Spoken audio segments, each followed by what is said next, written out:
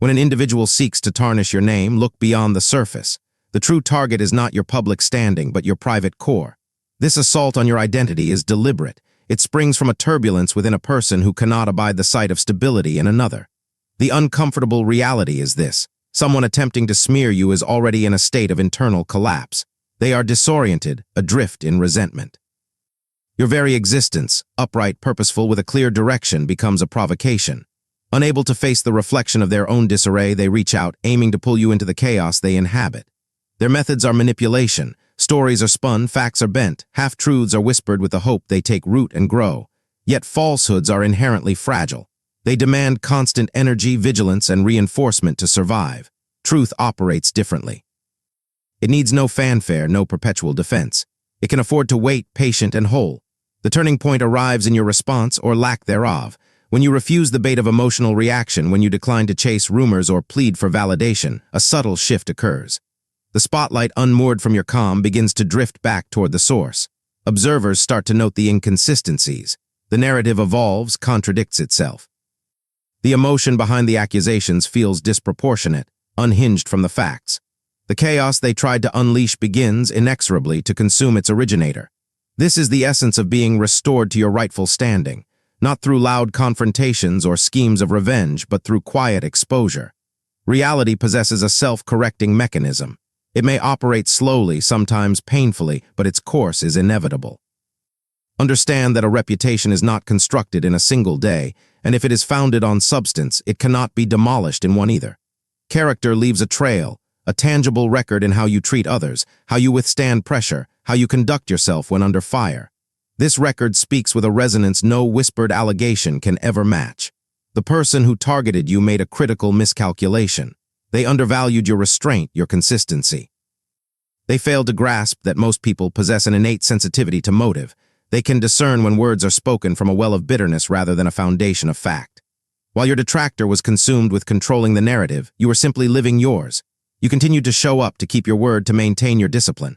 You did not discard your principles simply because someone provoked you. That is not passivity. It is strength held firmly in check. In time, the facade always crumbles. The manipulation, the exaggeration, the singular obsession become visible to all. Then a reversal takes place. The accumber stumbles into explanation. The attacker fumbles for justification. The one who sought to sow chaos now pleads for sympathy. This moment is not about personal victory. It is about realignment, truth settling back into its proper place, order reasserting itself over disorder. The crucial lesson is this: you need not engineer anyone's humiliation. Life handles that independently. When someone evades responsibility, your task is not to chase them, but to become so solid in your own being that falsehood finds nothing to cling to. An attempt to destroy your name often reveals a startling truth. The attacker has built very little of substance in their own. A person consumed by purpose has no time for character assassination. An individual grounded in integrity feels no need to invent enemies. Therefore, let them talk. Let them rage. Let them expend themselves in the futile attempt to bend reality to their will. Your role is to remain grounded, precise, and honest, even when that honesty carries a short-term cost. In the long view, reputation follows behavior, and behavior rooted in truth possesses a durability that always, ultimately prevails. What unfolds for such an individual is not cruelty, but consequence. They collided with a reality they could not dominate, and that reality pushed back, not with malice, but with firm, impersonal force. You, meanwhile, walk away possessing something far more valuable than public approval: your self-respect intact, your identity unfractured, the quiet assurance that comes from knowing you did not betray yourself when tested most severely. This is how order withstands chaos, not with noise, but with steadiness, not with rage, but with restraint. Once this lesson is fully absorbed, the chaos ceases its knocking. It learns it can no longer move you. The source is internal collapse. What you witness in a reputation attack is not confidence or strength, but internal disintegration. Individuals who wake up feeling fulfilled, grounded, and at peace do not dedicate their energy to sabotaging others. That impulse is born from psychic disorder, a compound of resentment, insecurity, and a painful, unacknowledged awareness that their own life is misaligned with truth and accountability. A stable person is too engaged in the work of building something meaningful, too focused on their own growth, to fixate on tearing others down. Smear campaigns and gossip are symptoms of a deeper failure, the refusal to engage in honest self-confrontation. The core question shifts from, what am I doing wrong? To who can I blame? Here, envy finds its entry. Your posture, living with a degree of order, direction, or self-regard, inadvertently holds up a mirror. Your existence becomes an unspoken accusation, not because of anything you've done, but because you reflect everything they avoid within themselves. Faced with the challenge to rise, they choose instead to try and drag you down. They distort, exaggerate, and weave fragments of truth into tapestries of lies, casting you as the villain to cast themselves as victim or hero. This is psychological self-preservation, not power. It is the mind shielding itself from the unbearable weight of personal responsibility. This behavior is especially corrosive because the perpetrator feels justified. They convince themselves they are rectifying an injustice, framing their cruelty as courage and their bitterness as truth-telling. But genuine truth does not require character assassination. Truth is calm, measured, and proportionate. When an attack is emotionally charged, obsessive, and relentless, you are not encountering truth. You are encountering resentment. Resentment is a poison that distorts perception first in the one who carries it. It narrows vision, turning every interaction into a potential conflict. Eventually, the individual loses the ability to distinguish between reality and the narrative they've crafted to protect their ego. This is why smear campaigns often recoil upon their creator. The more the resentful person speaks, the more they reveal. Their words are overburdened with emotion, their stories shift, their focus becomes unnaturally intense. People sense the dissonance, even if they can't immediately articulate it. Humans are remarkably adept at detecting when someone is driven by inner turmoil rather than factual concern. You are then presented with a choice. You can descend into the same chaos, reacting impulsively, or you can recognize the situation for what it is. You are not under threat because of who you are. You are under attack because of who you are not. You are not broken in the same way. You are not avoiding responsibility in the same way. You are not collapsing inward. This understanding changes everything, shifting you from panic to clarity, from anger to precision. The question ceases to be, how do I defend myself? And becomes, how do I remain aligned with what I know to be true? Alignment is a formidable force. While your detractor expends energy maintaining fictions, you invest yours in building a tangible life. This imbalance grows and the contrast becomes undeniable. Herein lies a paradox. The attack feels intensely personal, but its origin is impersonal. It is not about you, the individual. It is about what you represent to someone who cannot tolerate order, accountability, or self-reflection. You become a symbol of what they have failed to become, and that is an intolerable burden for a fragile ego. Therefore, when someone tries to destroy your reputation, see it clearly. You are witnessing internal chaos leaking outwards. You are observing a refusal to grow, manifesting as an attempt to control and diminish. Once you comprehend this, you are free to decline the bait. You need not become cruel or loud.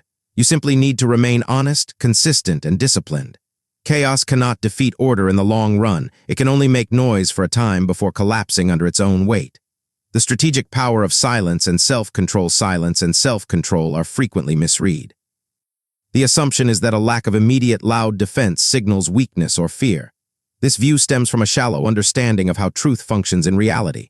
Truth does not operate on urgency. Lies do. A falsehood requires constant adjustment, remembering which version was told to whom, managing reactions, feeding the narrative to prevent its collapse. This demands enormous emotional expenditure, breeding anxiety and paranoia. A lie is never at rest. It is a needy, high-maintenance construct. Truth is inherently stable. It does not shift with the audience or require embellishment. When you are anchored in what actually happened, silence is not avoidance. It is confidence in reality. There is nothing to scramble for. Self-control, then, is what prevents you from contaminating the situation with extraneous emotion. The moment you react impulsively, you hand your attacker exactly what they seek. Drama, proof of your agitation, something they can point to as validation. Calm restraint disarms them completely. Initially, silence can feel unbearable, triggering the instinct to correct, explain, and justify. But with time, restraint creates a vacuum. Into that vacuum, truth naturally begins to rise. Observers start questioning not you, but the person making the noise. Why are they so invested? Why does the story keep changing? Why does their emotion seem to grow rather than subside? Humans are sensitive to imbalance.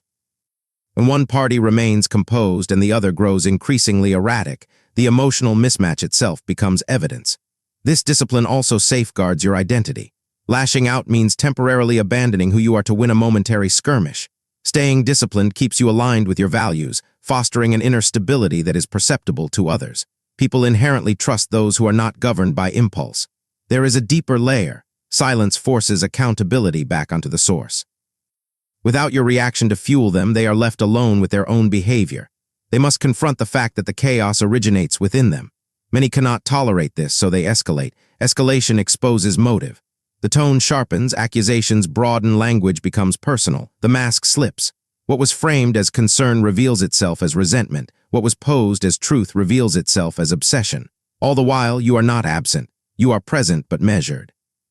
You continue living, showing up with consistency, behaving in ways that directly contradict the narrative being pushed about you. Over time, this contradiction becomes impossible to ignore. People ultimately believe patterns, not just words.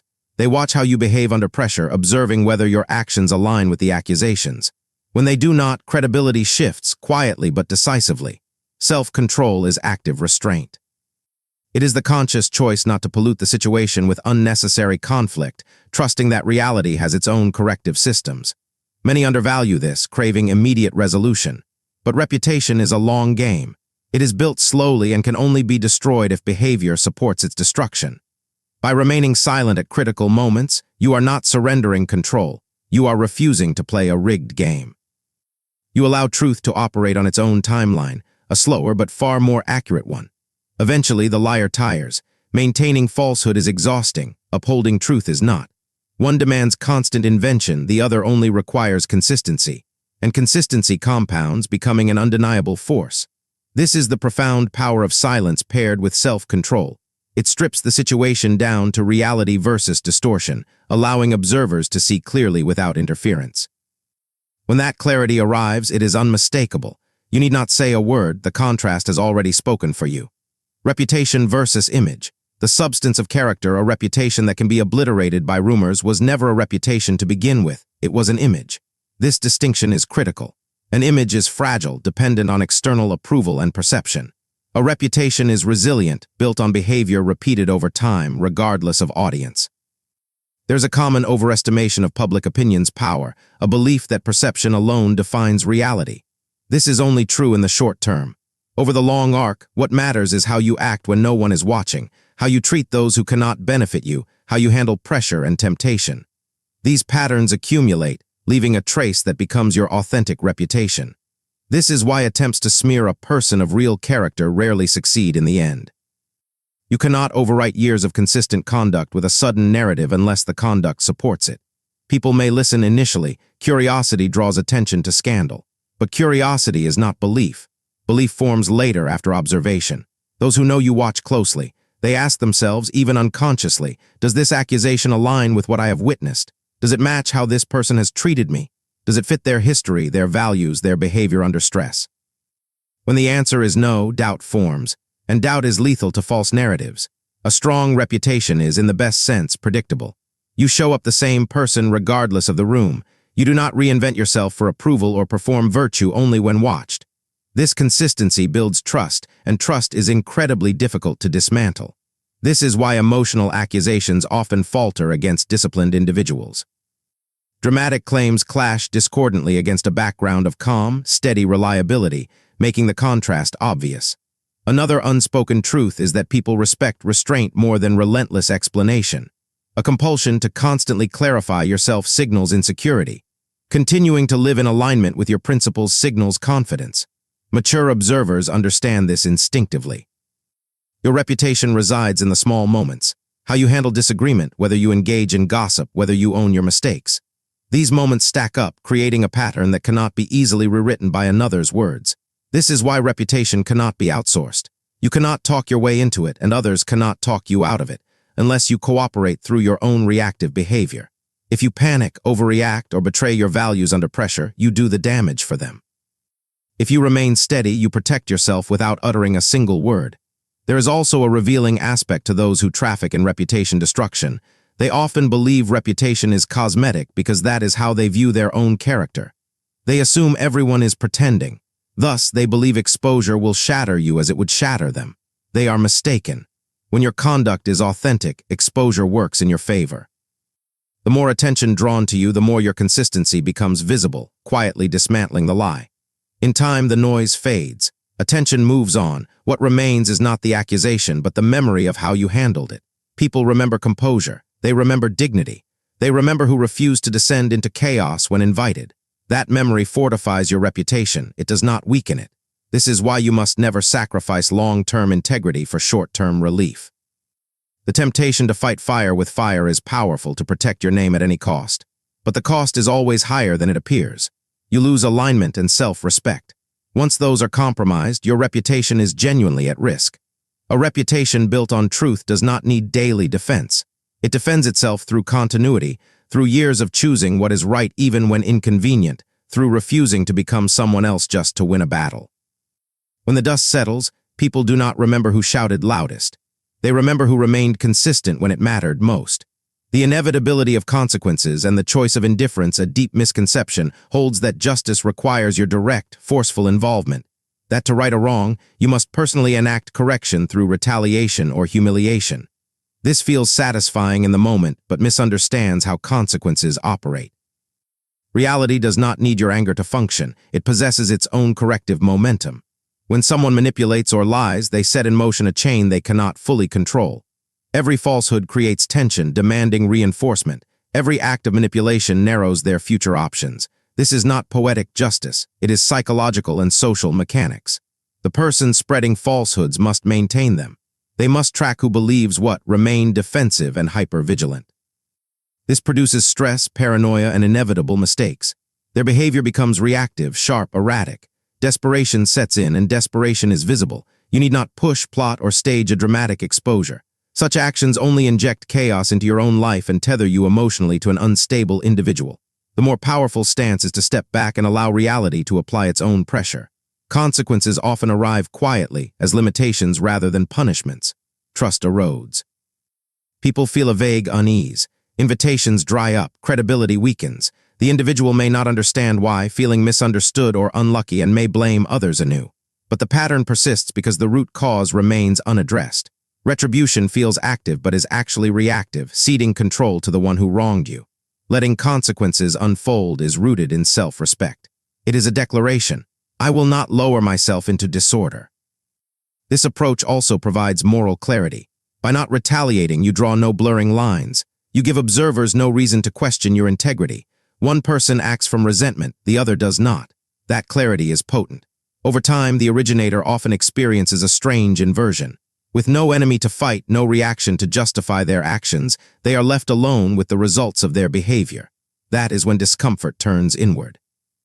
Guilt or regret may surface, or bitterness may harden. Either way, the reckoning is internal, and internal consequences are the most inescapable. Meanwhile, you move forward. You invest energy in growth, in building. The distance between your life and theirs widens. This gap is the real consequence, not born of wishful thinking, but from the natural outcome of different choices. People often underestimate the damage one can self-inflict through a steadfast refusal of responsibility. It corrodes relationships, opportunities, and self-trust. Without self-trust, everything becomes unstable. What appears as someone being put in their place is more accurately a collision with reality. They meet impersonal limits they cannot manipulate or talk their way past. Restraint, therefore, is not passive. It is a disciplined choice of long-term alignment over short-term satisfaction. It is trust in the gravity of truth, that when left uncorrupted by emotional reaction, it inevitably pulls things to where they belong. You need not celebrate when consequences arrive, nor watch closely. The healthiest response is moving toward indifference. Your life is not a courtroom dedicated to their trial. It is a path. Walk it cleanly. In the end, the strongest position is not winning against someone else. It is not needing to. The unshakable prize. Self-respect intact. Walking away with your self-respect intact is not a consolation prize. It is the highest possible outcome in any conflict. Many confuse winning with dominance or public validation, but those are fleeting. Self-respect is permanent. Once broken, no amount of external approval can fully restore it. Under unfair attack, the pressure to abandon your values is immense. Every impulse urges you toward a different path. Anger toward retaliation, fear toward endless explanation, pride toward proving yourself to an unsatisfiable jury. It feels as though your dignity is at stake, and the temptation is to do anything to salvage it. Ironically, this is precisely how people lose it. Self-respect is not preserved by external force, but by internal coherence. the alignment between who you believe you are and how you behave under duress. When these align, you experience a foundational stability. When they diverge even temporarily, a subtle fracture occurs. You may win the argument or silence the critic, but afterward, a quiet discomfort remains. You know you crossed a line, becoming someone you do not recognize. That knowledge lingers. Choosing not to betray yourself, even when provoked, yields a different result.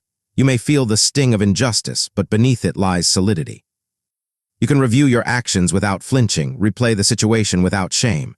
This internal peace is a form of strength utterly independent of others' opinions. This is how chaos ultimately loses its power over you. Chaos feeds on emotional volatility. It seeks to make you impulsive and off balance. When you remain grounded, it finds no purchase. People mistake holding to one's values under pressure for passivity. In truth, it creates an unshakable core. You cease negotiating your identity based on external threats. This practice cultivates an authentic, quiet confidence, the kind that comes from knowing you've navigated difficulty without self-compromise. It manifests in your demeanor, your decisions. Others sense it, even if unspoken. There is a deeper reward still. By protecting your self-respect, you preserve your capacity for future trust, genuine connection, and purpose. Allowing bitterness to reshape you may secure a momentary advantage, but at the cost of your future openness. You risk becoming guarded, cynical, and reactive, a far greater loss than any reputational hit. Choosing integrity over reaction is an investment in long-term strength. It declares that your character is not for sale, not even under siege. Each time you act in alignment with your values, you reinforce them. Each time you resist the pull to become smaller or crueler, you expand your internal freedom. Eventually, you reach a point where external attacks cease to feel threatening. They become irrelevant, not because they've stopped, but because they no longer dictate your inner state. You are no longer living in reaction to others. You are living in accordance with yourself. That is the moment of true victory, not when chaos is publicly defeated, but when it permanently loses access to your identity. When that happens, you no longer crave closure, validation, or revenge. You carry something far more powerful, the knowledge that when tested, you did not fold. You did not abandon your principles. You did not become the very thing that sought to break you. That knowledge becomes an unassailable foundation, and nothing built upon such a foundation can ever be fragile.